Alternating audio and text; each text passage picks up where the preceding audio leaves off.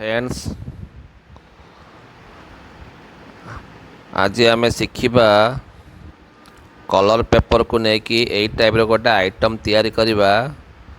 जो थे कि तुम बर्थडे हो बा स्कूल डेकोरेशन हो आपको एमती डेकोरेशन करें क्लासरूम डेकोरेशन भी हो पार तो कौन थे करवा तो मेटेरियल हूँ यही type A4 size colour chart paper आपको लेकिन ही आम यही टाइप आइटम तैयारी करिपरिबा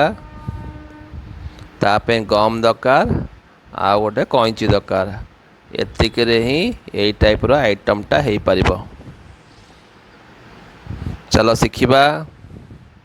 पिला शिखा कलर पेपर रे किपरि आमे गोटे डेकोरेशन आइटम तैयारी करिबा। फास्ट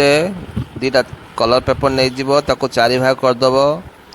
तापर दी साइड रे ट्रायंगल टाइप शेप रो फोल्ड करके दी साइड रे फोल्ड करदेव यही टाइप ट्रायंगल शेप रो फोल्ड करदेव तापर कौन करिवो ना फेविकल अठा लगेदेव एमती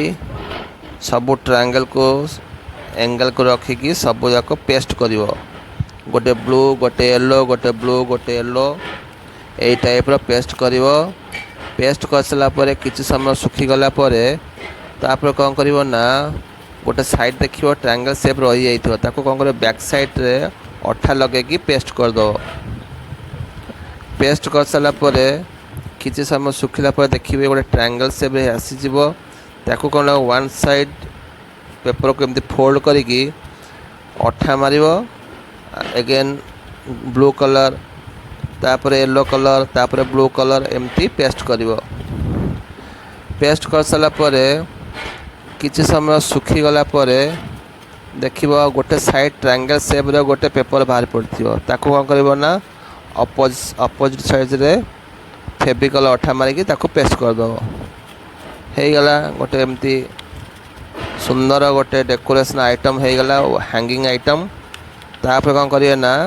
सीजर हो बा छुंची हो बा पेन हो गोटे कोणा करदे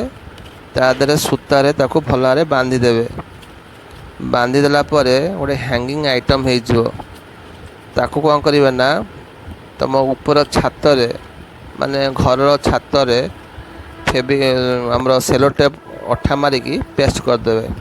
जिते पवन बाजिब से कौन एमती घिरी घिरी बुलिव आ सुंदर लगे यही टाइप आइटम तैयारी करंतु। बर्थडे हो स्कूल एनी फंक्शन हो आपको हैंगिंग करिकी डेकोरेशन आइटम सजातु आओ इमिति बढ़िया बढ़िया आइटम मु आपन को सिखेबी। मो चैनल को सब्सक्राइब करंतु आओ भल लगिले शेयर करंतु एंड लाइक करंतु।